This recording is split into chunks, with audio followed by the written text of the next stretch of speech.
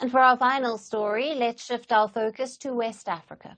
The European Union has raised serious alarms over Nigeria's role in the global trade of counterfeit goods.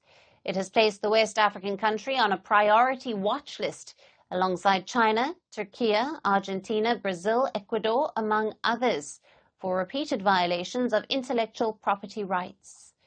In its report on protection and enforcement of intellectual property rights, the EU says Nigerian seaports are acting as major transit hubs for fake pharmaceuticals as well as electronic products.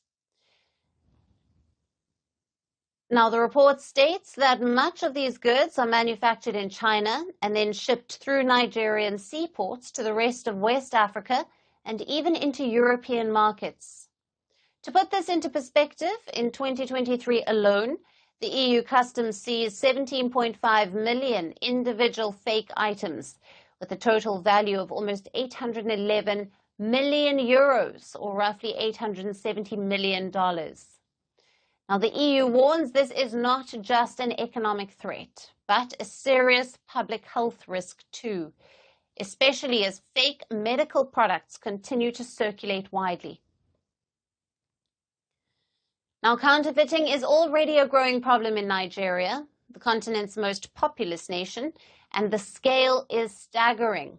In addition to pharmaceuticals and electronics, the West African country also exports counterfeit goods, including leather articles, handbags, clothing, footwear, perfumery, and cosmetics.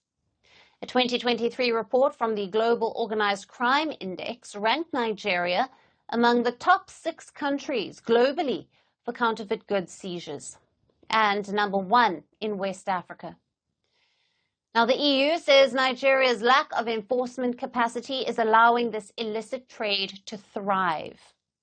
It cited a long list of failures, from insufficient funding and poorly trained officials to courts without basic technology to handle intellectual property cases.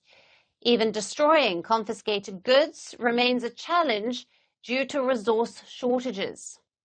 Yet, despite this, the EU recognized some progress, including Nigeria's National Intellectual Property Policy, adopted in 2022, and new reforms under its Customs Act, which are in some ways helping the country to fight counterfeit. However, the bloc says these measures have yet to produce results, and with strict enforcement still lacking, Nigeria risks remaining a major gateway for global counterfeit trade. So as global trade tensions tighten its rules, all eyes are now on Nigeria to prove it can close the gates on counterfeit.